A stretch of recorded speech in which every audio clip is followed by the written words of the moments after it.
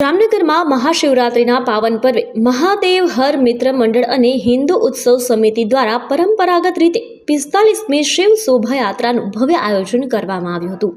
Pancheshwar tower સ્થિત રામદૂત હનુમાનજી મંદિર ખાતે આશુતોષ મહાદેવની ચાંદી જડિત પાલખીનું પૂજન કર્યા બાદ સિદ્ધનાથ મહાદેવ મંદિરથી આ યાત્રાનો પ્રારંભ થયો હતો।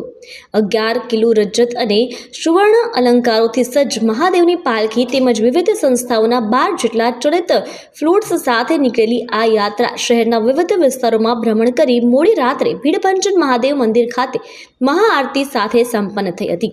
આ શોભાયાત્રાના પ્રારંભે પૂર્વ સાંસદ વિક્રમભાઈ માડમ, પૂર્વ મંત્રી હકુભા જાડેજા, ધારાસભ્ય દિવ્યેશભાઈ અકબરી સહિત ભાજપ કોંગ્રેસના તમામ રાજકીય અને સામાજિક આગેવાનોએ પાલખી ઉપાડી હર હર મહાદેવના નાદ સાથે વાતાવરણ શિવમય બનાવી દીધું હતું। બેડીગેટ પાસે સ્વામિનારાયણ સંપ્રદાયના સંતો અને શહેર ભાજપ પ્રમુખ મીનાબેન કોઠારી સહિતના મહાનુભાવો દ્વારા શોભાયાત્રાનું ભવ્ય સ્વાગત કરવામાં આવ્યું હતું।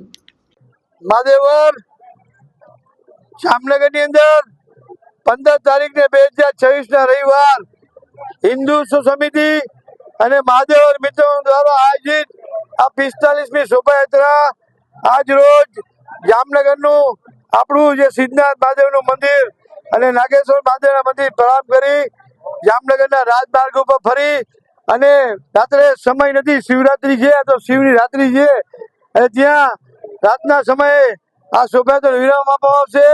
સ્થાનિકની અંદર 100 થી 125 જણા આ શોભાયાત્રાનું સ્વાગત કરવાના છે।